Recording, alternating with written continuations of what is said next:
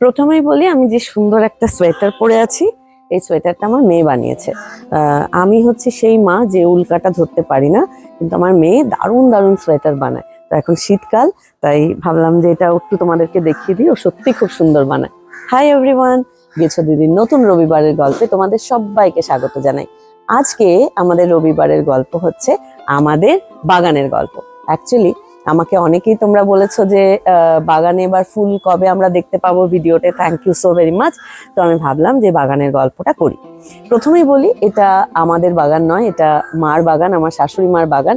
মা যতদিন আমাদের সঙ্গে ফিজিক্যালি ছিলেন, ততদিন আমি এবং সুকু, আমরা দুজনে কেউ বাগানের কিচ্ছু দেখতাম না। কারণ সব কিছু মা ফিজিক্যালি এবং মাথা লাগিয়ে কিভাবে কি করা যায় সব কিছু মা করতেন। মা ভীষণ বাগান করতে ভালোবাসতেন।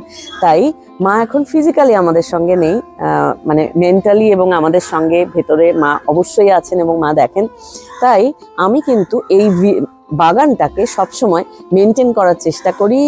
সুকুও হেল্প করে, আমি বেশি একটা করে না, আমি বেশি করি। এবং আমাদের গাছ দাদা তো আছেন, তার সঙ্গে অবশ্যই পরিচয় করাবো।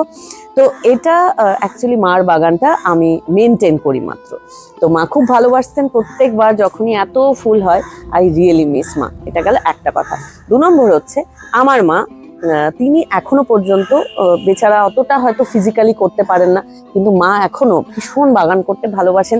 এবং ত্রিপুরা বাড়িতে আমরা যখন থাকতাম, তখন মা বেচারা সেরকম কিছুই রিসোর্স ছিল না। এখন যেমন আমাদের কাউকে আমাদের রাখতে পারি যারা একটু হেল্প করে দেয়, মাই সেই নিজের হাতে খুরপি দিয়ে কিছু সময় কোদাল চালিয়ে ত্রিপুরার বাড়িতে কিন্তু আমাদের অনেক ফুল গাছ হতো। এখন যেরকম বেশ সুন্দর করে সাজানো গোছানো, ওরকমটা ত্রিপুরা বাড়িতে ছিল না। কিন্তু ত্রিপুরা বাড়িতে আমাদের প্রচুর ফুল গাছ ছিল এবং মা really use to take care of all the plants, এবং খুব সুন্দর সুন্দর ফুলের গাছও হতো। তো যাই হোক, ছোটবেলা থেকেই আমার কিন্তু একটা ফুলের প্রতি ভালোবাসা বা বাগানের প্রতি ভালোবাসা ছিল, যেটা কিনা আমি বিয়ে হয়ে যখন এখানে এলাম, আমি আমার শাশুড়ি মার কাছে, বাবাও পেছন থেকে সাইলেন্টলি মাকে খুবই সাপোর্ট করতেন এবং বাবারও ভালোবাসা ছিল। তো আমি একটা ফুল বাড়ি থেকে, বা ত্রিপুরায় একটা যেখানে সবার বাড়িতে এরকম অনেক গাছপালা আছে, ওরকম বাড়ি থেকে এসে এই বাড়িতে পড়লাম, যেখানে প্রত্যেকের কিন্তু একটা ভীষণ ফুল নিয়ে ভালোবাসা সবসময় ছিল। তো আজকের গল্প বেসিক্যালি আমাদের বাগানের গল্প। কি কি ফুল হয়েছে তার গল্প। আমি শিওর তোমাদের পছন্দ হবে। আর বকবক করছি না, এবার যিনি এই গাছটা তৈরি করেন বা এই পুরো কর্মকাণ্ডটা ফিজিক্যালি যিনি করেন, তার সঙ্গে তোমাদের আলাপ করাবো। চলে এসো আমার সঙ্গে।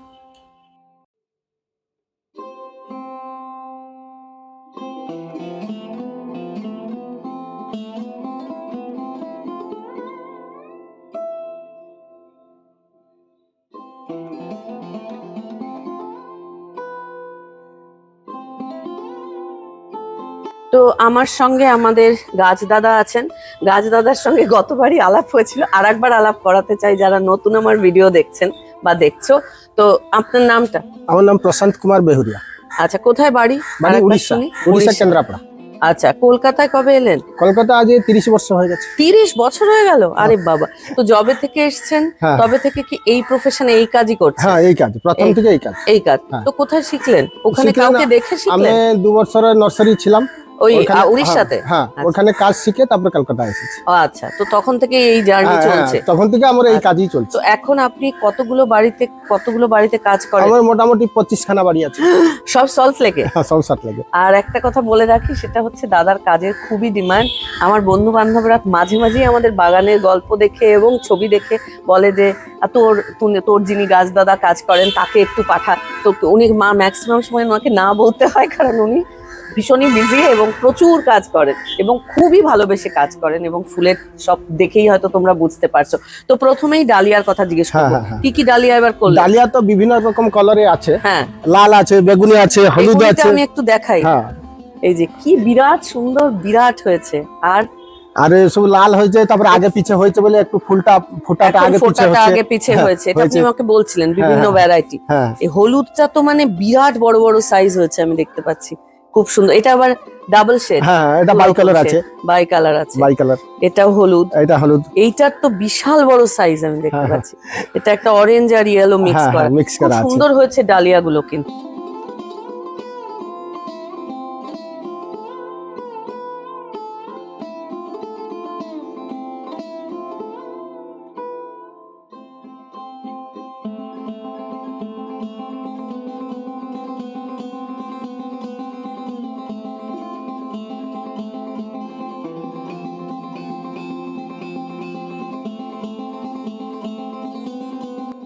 ডালিয়ার পরে আমরা এসেছি গাঁদাতে। তো কি কি গাঁদা? এটা কি গাঁদা নাম না অন্য কিছু? এটা গোল্ড কয়েন আছে। আচ্ছা গোল্ড কয়েন আছে, ওই আমি ফুল ফুটাবার নামাবার সময় এখানে নামিয়ে দিচ্ছি, নিচে একটু রোদের প্রবলেম হচ্ছে, আচ্ছা, তাই জন্য সেজন্য ফুলগুলো একটুখানি এখন একটু, বেচারা অবস্থা হয়েছে। তাই জন্য একটু ফুলগুলো একটু চেপে যাচ্ছে। আচ্ছা, তো দুটো রং তো আছে, হ্যাঁ, দুটো অরেঞ্জ রঙের। আর হলুদ। হ্যাঁ, আর আমরা বোধহয় এবার লাল লাগাইনি। না না লাল এবার লাগানো না, হয়নি। না। এখানেও সুন্দর দুটো ডালিয়া দেখতে পাচ্ছি। আর এইটা হয়তো অনেকেই জানো যে আমাদের দুটো, একটা হচ্ছে শাপলা হ্যাঁ, আর আর একটা একটা পদ্ম। হচ্ছে পদ্ম। পদ্ম গাছ। তো দুটোই আছে। তো আপাতত প্রচুর মাছ ছাড়া আছে, সেটাও একটা ইম্পর্টেন্ট। এছাড়া এইগুলো সম্পর্কে বলুন, আর কি কি আপনি এগুলো হচ্ছে বানাচ্ছেন? চন্দ্রমল্লিকা। হ্যাঁ। চন্দ্রমল্লিকার পম্পম ভ্যারাইটি। আচ্ছা, পম্পম ভ্যারাইটি। তো এখানে আমি অজস্র দেখতে পাচ্ছি। ওখান থেকে শুরু করি।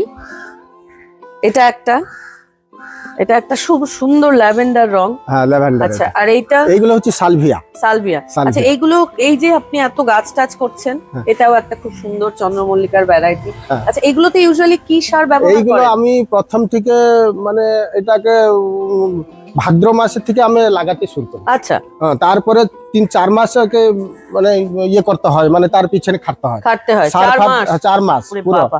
তারপরে সার ফার দিতে হয়, তাকে ওষুধ দিলে পোকা লেগেলে ওষুধ দিতে হয়। হ্যাঁ। এগুলো পুরো তাকে আবার বেশি বৃষ্টি হলে পচে যায়, তাকে সাবধানে রাখতে হয়। ওরে বাপ রে বাপ, খুব কষ্ট হয়। আর পিছনে 3-4 মাস। 3-4 মাস। 3-4 হ্যাঁ। মাস। তো এই দিকটায় আসুন, এখানটায় একটু দেখিয়ে দিন।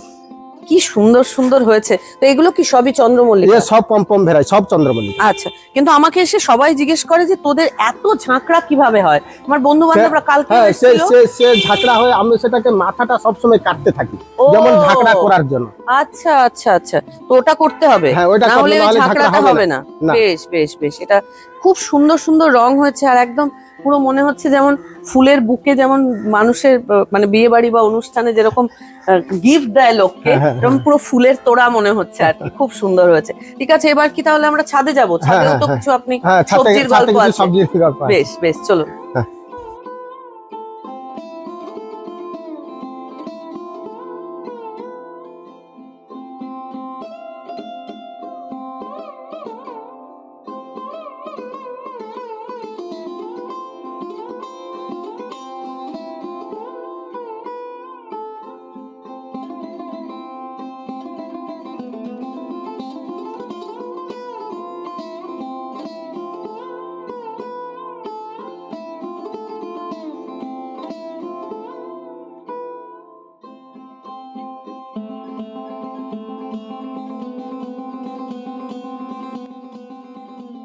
আমার পাশে আমাদের ছোট্ট ছাদ বাগানের অল্প সবজি আছে। তো সবজির গল্প আমি একটুখানি একটা গল্প বলতে চাই। সেটা হচ্ছে, এখানে যেমন অজস্র টমেটো ধরে আছে, সেটা তোমাদের আবার ভালো করে দেখাবো। কিন্তু আমাদের ত্রিপুরা বাড়িতে প্রচুর টমেটো হতো। হ্যাঁ, আমার টমেটোটা দেখে মনে হয়। আর আমাদের বাড়িতে অ্যাকচুয়ালি সবারই যেখানে একটুখানি জায়গা থাকে, সবজি করলে কিন্তু সেটা খুব ভালো লাগে অ্যাকচুয়ালি। কারণ সবজিটা ওই পেরে খেতে, ওটা তো একটা অন্য রকমের আনন্দ আছে, সেটা যেরকমই হোক। তো আমাদের ত্রিপুরা বাড়িতে প্রচুর টমেটো হতো। কি করা হতো, মাকে দেখতাম, মা যখনই বাজার থেকে যখনই টমেটো আসতো, তো ওই হয় না কিছু টমেটো পচে টচে যেত, তো সেগুলো সব সময় আমাদের ত্রিপুরা বাড়িতে একটা বড় পুকুর ছিল। সেই পুকুরের মধ্যে, পুকুরের সাইডে সাইডে আর কি, যেটা পাড়, সেখানে মা সব ওই পচা ধচাগুলো ফেলতো।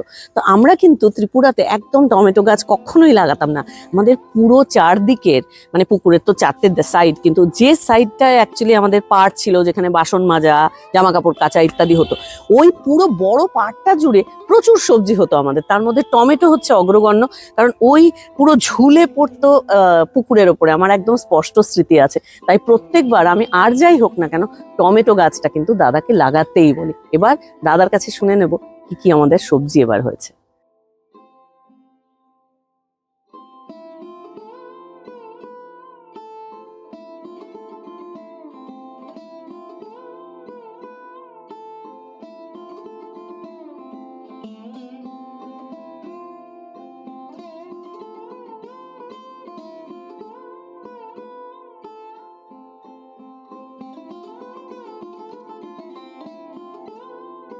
তো আমরা চলে এসেছি ছাদে, ছাদ বাগানে। ছাদ বাগান ইজ অলসো পার্ট অফ আমাদের বাগান। তো কি কি সবজি হয়েছে আমি একটু দেখবো। এখানে টমেটো হয়েছে, একটা হচ্ছে বড় টমেটো, একটা চেরি টমেটো। ও আচ্ছা, অনেক টমেটো হ্যাঁ, হয়েছে। টমেটো গুলো খুব ভালোই হয়েছে, বড় বড় হয়েছে, অনেক টমেটো হয়েছে। হ্যাঁ, আর এইদিকে সব ভর্তি আছে।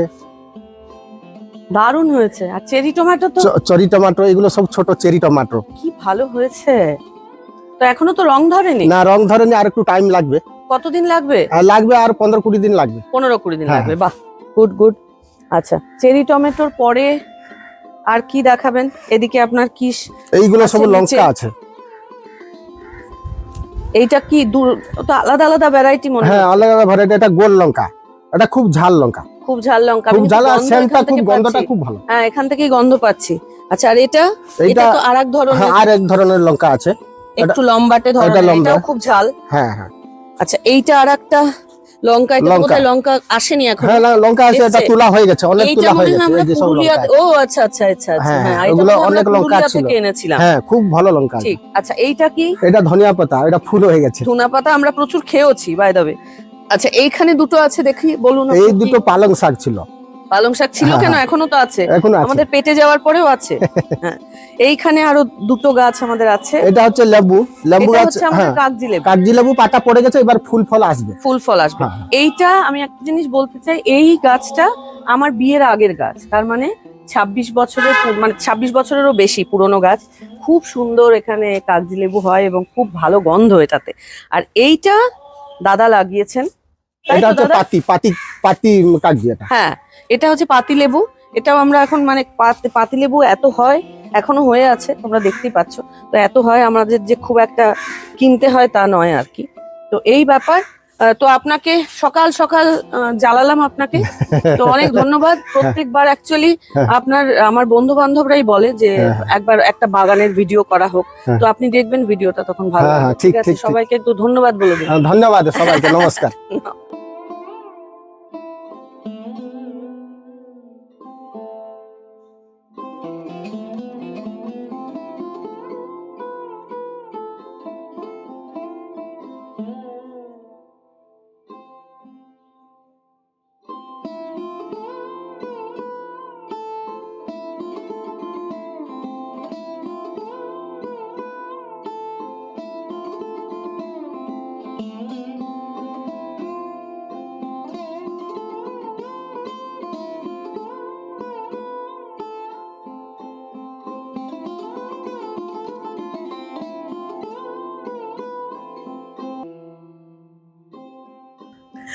আমি একদম আমার ভিডিওর শেষে চলে এসেছি। আমার সামনে, আমার সঙ্গে খুব সুন্দর সুন্দর কাগজি ফুল আছে, যেটাকে কায়দা করে, মানে যেটা ইংরাজি অন্য নাম বোগানভেলিয়া, বাট যাই হোক, আমার খুব প্রিয় গাছ।